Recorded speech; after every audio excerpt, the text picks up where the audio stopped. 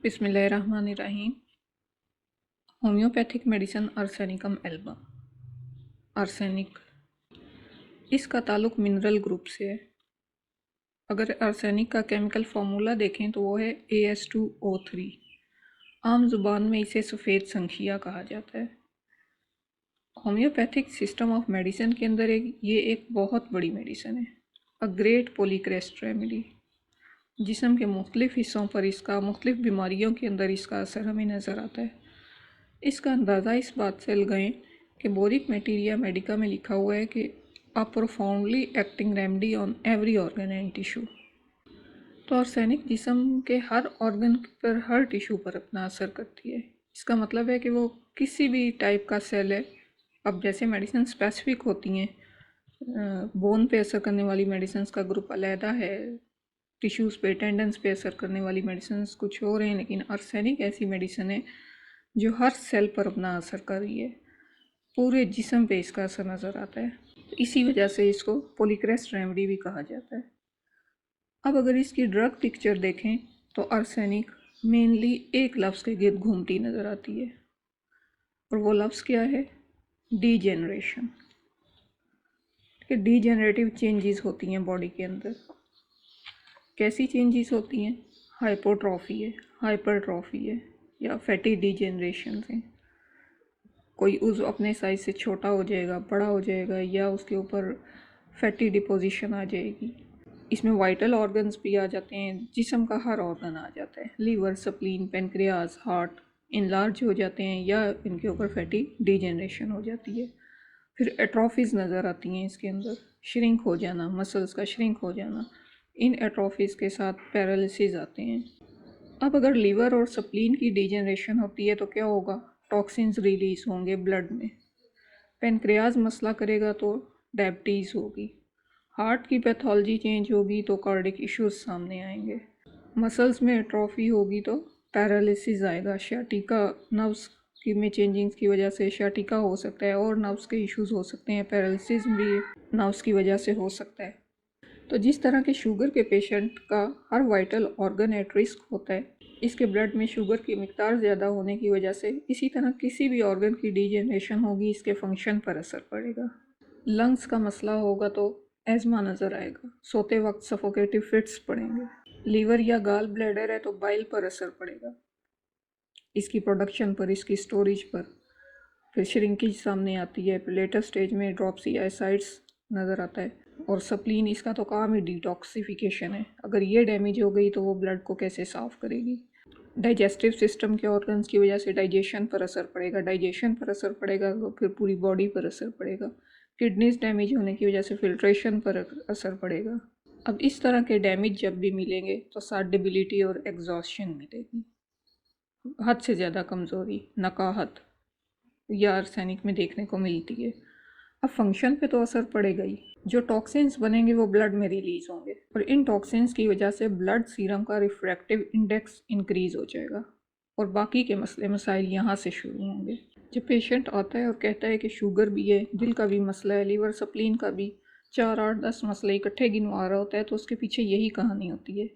Blood जिसका काम oxygen की सप्लाई है, जिसका काम न्यूट्रिशन की सप्लाई है, जब इसी की कंपोजिशन डिस्टर्ब हो गई, जब इसी का रिफ्रैक्टिव इंडेक्स इंक्रीज़ हो गया, जब इसी के अंदर टॉक्सिन्स हैं, डिफरेंट ऑर्गन्स एक तो इफ़ेक्ट होते हैं, और कुछ मेंटल चेंजिंग्स आती हैं, मेंटल सिम्टम्स सामने आती हैं। उन सिम्टम्स में फियर्स प्रोमिनेंट आ जाते हैं, जैसे फियर ऑफ डेथ आ जाता है, fear of being left alone, अकेले रहने का खौफ आ जाता है।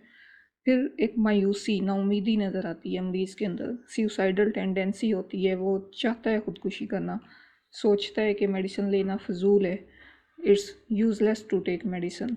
हेलुसिनेशंस उसके अंदर पाई जाती हैं, ठीक है, साइट की, स्मेल की, बेचैनी, रेस्टलेसनेस, जगह बदलता है। आर्सेनिक का पेशेंट जगह बदलता रहता है। फिर कम हिम्मती है, और ये मेंटल सिम्टम्स, ये मायूसी उसे सेल्फिश बना देती है। बॉडी का एक बहुत ही खूबसूरत मैकेनिज़्म है, अल्लाह ताला ने एक बहुत ही खूबसूरत मैकेनिज़्म रखा हुआ है बॉडी का। जब इसके अंदर चेंजिंग्स आती हैं तो बॉडी इसे एक्सटर्नली एक्सप्रेस करती है। आर्सेनिक में भी हमें ये होता हुआ नज़र आता है। अब यहाँ ब्लड का जो रिफ्रैक्टिव इंडेक्स, ब्लड सीरम का जो रिफ्रैक्टिव इंडेक्स इंक्रीज़ हुआ, इसमें टॉक्सिन्स की वजह से अब ब्लड इस टॉक्सिन्स को एक्सपेल करने की कोशिश करेगा। और किस तरह से करेगा? Through excretions, through skin. Fever से उसको रिप्रेजेंट करेगा। तो फीवर कैसे हैं आर्सेनिक के अंदर? इनके अंदर प्यास है, अनक्वेंचेबल थर्स्ट, ना बुझने वाली प्यास। वो पानी पीता है बार बार, लेकिन थोड़ा थोड़ा। Drinks much but little at a time. अब इस प्यास की भी रीज़न क्या है? यही जो ब्लड में टॉक्सिन्स मौजूद हैं। क्या होगा कि वो डाइल्यूट करने के लिए उसको बार बार पानी पीना पड़ता है, उसका मुंह खुश्क होता है, खुश्की उसके अंदर मिलेगी। सर दर्द जो आर्सेनिक है इसको कोल्ड से आराम मिलता है, लेकिन बाकी इसकी जितनी भी अलामात हैं उनमें कोल्ड से एग्रावेशन होती है, सर्दी से एग्रावेशन होती है, ठंडे पानी से, ठंडी चीज़ों से उसके अंदर एग्रावेशन होती है, सर्द हवा से। सर दर्द के अलावा जितनी भी इसकी बाकी अलामात हैं उनको हीट से आराम मिलता है। अब आर्सेनिक का जिस्म ठंडा होता है, इसका पसीना ठंडा होता है और चिपचिपा होता है। सर इसका मुसलसल हिलता रहता है। इन्हीं टॉक्सिन्स की वजह से आर्सेनिक के अंदर पेरियोडिसिटी मिलती है, इंटरमिटेंट फीवर्स मिलते हैं, हाई सेप्टिक फीवर्स मिलते हैं। आर्सेनिक के पेशेंट को बार बार बुखार चढ़ता है और उस सब की वजह उसके ब्लड में मौजूद यही टॉक्सिन्स हैं। अब पेन्स कैसे हैं आर्सेनिक के? बर्निंग पेन्स हैं। बर्निंग पेन्स मिलते हैं आर्सेनिक के अंदर with cold skin. Burning pain है लेकिन जिल्द सर्द मिलेगी। अब जितनी जलन हमें आर्सेनिक में मिलती है और किसी मेडिसिन में नहीं मिलती। इसमें कैसी फीलिंग आती है बर्निंग की? लाइक कोल्स ऑफ फायर, अंगारा दहक रहा है जैसे। अब इस बर्निंग को भी हीट से आराम मिलता है।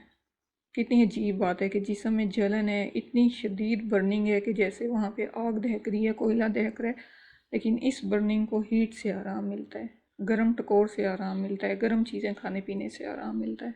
अब जैसे हमने बात की कि अगर इंटरनल चेंजिंग्स हैं तो बॉडी उन्हें एक्सपेल करने की कोशिश करती है टॉक्सिन्स को, एक तो स्किन के थ्रू और दूसरा एक्सक्रीशंस के थ्रू। तो पहले स्किन की बात कर लेते हैं। तो आर्सेनिक के अंदर हर तरह के जल्दी मसाइल मिलते हैं। इसमें ईचिंग है, खारिश, अनबेरेबल ईचिंग होती है, नाकाबिले बर्दाश्त खारिश। खारिश करता है तो वहाँ पे स्क्रैचेस पड़ते हैं, स्क्रैचेस पड़ जाते हैं तो बर्निंग होती है, उसके अंदर स्वेलिंग आ जाती है, ऑडिमा नज़र आता है। इसके अंदर आपको ड्राई रफ स्केली स्किन भी मिलेगी।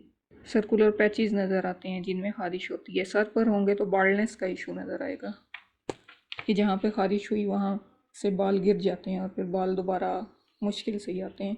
सोराइसिस, एपिथेलियोमा की बात कर लें, गैंग्रीन है इसके अंदर, डायबिटिक गैंग्रीन, पेनक्रियास पर असर करेगा तो डायबिटिक गैंग्रीन सामने आएगी। हील्स पर अल्सर नज़र आते हैं, पाँव की एड़ियों पर, फिर सूजन नज़र आती है पाँव के ऊपर कि शुगर की वजह से, किडनी की वजह से। असल में क्या है कि ब्लड उन टॉक्सिन्स को रिलीज़ करने की कोशिश कर रहा है जो उसके अंदर मौजूद हैं, जिसकी वजह से हर तरह का स्किन का मसला देखने को आता है विद इचिंग एंड बर्निंग। एक्सक्रीशंस की बात करें, डिस्चार्जेस की बात करें तो थिन वाटरी एक्सकोरिएटिंग डिस्चार्जेस हैं। ये पानी की तरह चुभने वाले, स्मेली, जहाँ लगेंगे उधर ही अल्सरेशन, बर्निंग और रेडनेस करेंगे। फ्लू में देखें तो नाक सुर्ख होगा, साइड्स पे जलन होगी, वाटरी रहा है इसके अंदर, नाक से पानी बहता है। आँखों की सिक्रीशन, उसकी वजह से आँखों में बर्निंग होगी, रेडनेस होगी, ये आंसुओं की वजह से। इरेक्टेशंस हैं इसके अंदर, बर्निंग वाटर की गल्पिंग होती है, इसको जैसे स्टमक से बर्निंग वाटर ऊपर आ रहा होता है मुंह की तरफ। अब फूड और स्मेल इसको बर्दाश्त नहीं होती, फूड को देखना और इसको स्मेल को बर्दाश्त करना उसको, क्योंकि स्टमक का इसमें इशू आ रहा है, स्टमक में उसकी एसिडिटी ज़्यादा है, बर्निंग वाटर आ रहा है उसके मुंह के अंदर। स्टूल्स की बात करें तो प्रोस्ट्रेशन है स्टूल के साथ, खाने पीने के बाद ज़्यादती हो जाती है। अब इसी वजह से, टॉक्सिन्स की वजह से उसमें डायसेंट्री भी देखने को मिलेगी, पाइल्स, हेमोराइड्स देखने को मिलेंगे, यूरिन में ब्लड और पस मिलेगी, एल्ब्यूमिनस यूरिन है। तो जितनी भी इसकी बॉडी की सिक्रीशन है टॉक्सिन्स की वजह से उनमें एसिडिटी पाई जाती है, और इसी एसिडिटी की वजह से वो टॉक्सिन्स जहाँ कहीं पर भी लगती हैं या उन ओरिफिसेस से जिनसे वो रिलीज़ हो रही हैं वहाँ पे वो अल्सरेशन करेंगी, बर्निंग का एहसास होगा। इन मसाइल के साथ इसकी स्लीप डिस्टर्ब होती है। अब ब्रेन की तरफ ब्लड फ्लो इससे बर्दाश्त नहीं होता, तकिया ऊंचा करके सोता है, सर पे हाथ रख के सोता है, सफोकेटिव फिट्स पड़ते हैं इसको रात को। इसकी जितनी भी अलामात हैं वो रात इसकी मुश्किल होती है, रात के वक्त इसको एग्रेवेशन देखने में मिलती है। ठीक है जी, ये है इसकी आर्सेनिक की ड्रग पिक्चर। अब रिस्क फैक्टर्स की बात करें तो बात फिर वही जो हमने बेलाडोना में की थी कि बेशुमार हैं, साइकोलॉजिकल भी हो सकते हैं, जैसे टेंशन है, डिप्रेशन है। अब डिप्रेशन से शुगर हो जाती है और कितने मसले मसाइल शुरू हो जाते हैं। फिर माइक्रो ऑर्गेनिज़म्स हैं, वायरल इन्फेक्शंस हो सकते हैं, बैक्टीरियल इन्फेक्शन, केमिकल्स हो सकते हैं जो आजकल फसलों पे जो चीज़ें वेजिटेबल्स पर जैसे स्प्रे हो रहे हैं, पोल्ट्री डेयरी के थ्रू कोई भी केमिकल खा रहे हैं। आजकल तो रिस्क फैक्टर्स का ये हाल है कि 20-20 साल से मिनरल वाटर पीने वाले जब अल्ट्रासाउंड करवाते हैं तो उनके रीनल स्टोन्स निकल आते हैं। तो बेशुमार रिस्क फैक्टर्स हैं जो हम सांस ले रहे हैं हवा के थ्रू। अच्छा, अब इन सब के साथ जो हमें आर्सेनिक में स्पेसिफिक मिलते हैं वो है injurious effects of watery fruits. ये जो ज़्यादा पानी वाले तरबूज वगैरह जो इस तरह के फल हैं वो खाने के बाद असरात, न्यूट्रिशनल इम्पेयर होगी तो इसकी वजह से जो, या डिकेड फूड की वजह से जो मसले मसाइल मिलते हैं।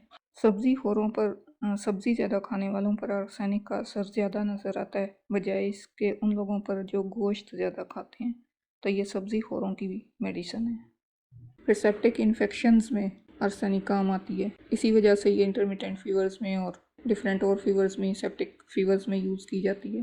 पेरियोडिसिटी पाई जाती है इसके अंदर, ऐसी कंप्लेंट्स जो एनुअली रिपीट होती हैं। अब जिस्म पर इसका असर देखें तो राइट साइड पर ज़्यादा है। स्मोकर्स और ड्रग एब्यूज़र्स के हार्ट इश्यूज़ में इसका बड़ा रोल है। ठीक है, तो स्टार्टिंग में तो कोई ना कोई रिस्क फैक्टर होगा, उसके बाद फिर वो ऑटो इम्यून डिजीज़ स्टार्ट हो जाती है, उसके अंदर भी आर्सेनिक अपना एक रोल प्ले करती है। तो रिस्क फैक्टर बेशुमार हैं इसके। अब सवाल ये है कि आर्सेनिक क्या करेगी ऐसी कंडीशन में जाके। अब हम जो कुछ भी खा रहे हैं, जो कुछ भी पी रहे हैं, वो एब्जॉर्ब होना शुरू होता है माउथ के थ्रू और बॉडी के अंदर सर्कुलेट करता है ब्लड के थ्रू। आर्सेनिक सबसे पहले ब्लड पर काम करेगी। रिफ्रैक्टिव इंडेक्स, सीरम का रिफ्रैक्टिव इंडेक्स जो ज़्यादा हुआ है उसको कम करेगी। फिर डैमेज्ड ऑर्गन के फंक्शन ठीक कराएगी, सिक्रीशंस को नॉर्मलाइज करेगी, टॉक्सिन्स को एक्सक्रीट कराएगी, एक्सपेल कराएगी। यही वजह है कि होम्योपैथिक मेडिसिन से स्किन के केसेस में एग्रावेशन देखने को मिलती है। क्यों? क्योंकि जिस्म के अंदर जितने टॉक्सिन्स हैं जिस्म उसे बाहर फेंकने की कोशिश कर रहा है, तो वो स्किन की सिम्टम्स में एग्रावेशन आ जाएगी। अगर मेडिसिन कंट्रोल ना दी गई तो जब ब्लड का रिफ्रैक्टिव इंडेक्स कम होगा, सिक्रीशंस नॉर्मल होंगी, हीलिंग क्वालिटी बॉडी के अंदर मौजूद है, बॉडी खुद को हील करना शुरू कर देगी। तो आर्सेनिक ये हीलिंग प्रोसेस के साइकिल को स्टार्ट कराएगी। अब कंक्लूड कर लेते हैं इसको। आर्सेनिक क्या है? डीजेनरेशन है। इस डीजेनरेशन के साथ बर्निंग पेन्स हैं जिन्हें हीट से आराम आता है, अनक्विंचेबल थर्स्ट है, नाकाबिले बर्दाश्त प्यास है, और रात के वक्त एग्रावेशन है। इसके जितने भी डिस्चार्जेस हैं उनकी वजह से रेडनेस होती है, बर्निंग, और वो अल्सरेशन प्रोड्यूस करते हैं। पसीना और स्किन इसकी कोल्ड होती है। बहुत सी मेडिसिन इसकी कम्प्लीमेंट्री हैं डिपेंडिंग के हेल्थ इशू क्या है, जैसे रस्टॉक्स, कार्बोवेज, फास्फोरस, थूजा, स्केल कॉर्ड, nux vomica, iodum, sulphur, allium cepa. तो इसके बाद ऐसी बहुत सी मेडिसिन है जो हम इसके बाद इस्तेमाल करवा सकते हैं, इसके साथ इस्तेमाल करवा सकते हैं। ठीक है जी, ये है आर्सेनिक। यहाँ एक और चीज़ मैं आपके साथ बड़े मज़े की शेयर करती हूँ। अभी तक हमने 3 मेडिसिन डिस्कस की हैं, एकोनाइट, बेलाडोना और आज आर्सेनिकम एल्बम। अब इन 3 मेडिसिन का आप साइकिल देखें कितना खूबसूरत है। कोई एक्सटर्नल रिस्क फैक्टर आया, एकदम से बॉडी ने रिएक्शन शो किया तो एकोनाइट, अगर एकोनाइट दे दी तो ठीक है, मसला सेट हो गया, सडन ऑनसेट ऑफ सिम्टम्स था, मसला सेट हो गया, सडन डिक्लाइन हो गया। अगर टाइमली पेशेंट को मेडिसिन नहीं मिली, प्रॉपर ट्रीटमेंट नहीं मिला, तो वो अगली स्टेज में दाखिल हो जाएगा जो है इन्फ्लेमेशन की स्टेज, और उसको कवर करती है बेलाडोना। अब अगर इस इन्फ्लेमेशन पे भी ध्यान नहीं दिया तो अगली स्टेज फिर आर्सेनिक की आ जाएगी, डीजेनरेशन। इतना ये खूबसूरत बॉडी अपने आप को बता रही है कि ध्यान दो मेरी तरफ। पहले एकोनाइट में उसने बताया, फिर उसमें इन्फ्लेमेशन हो गई, बेलाडोना की फॉर्म में उसने बताया, और तब भी ध्यान नहीं दिया तो आर्सेनिकम एल्बम की फॉर्म में बताया। वो मेरे टीचर डॉक्टर अलाउद्दीन गिल साहब, अल्लाह उनकी मग़फ़िरत करे, जन्नतुल फिरदौस में उन्हें जगह दे, वो कहा करते थे पहले दिन की दवाई एकोनाइट है, दूसरे दिन की बेलाडोना, और तीसरे दिन की आर्सेनिकम एल्बम। अगर हम एक्यूटनेस के हवाले से और डिज़ीज़ के शिद्दत इख्तियार करने के हवाले से बात करें तो ये साइकिल इस तरह से चलता है। अब अगली मेडिसिन जो हम डिस्कस करेंगे वो है अर्निका, अर्निका मोंटाना। तो इजाज़त दें इस दुआ के साथ, अल्लाह हमारे नसीब हमारे मुकद्दर अच्छे करे, हमारे लिए आसानियाँ करे और हमें आसानियाँ बांटने की तौफीक दे। अल्लाह हाफिज़।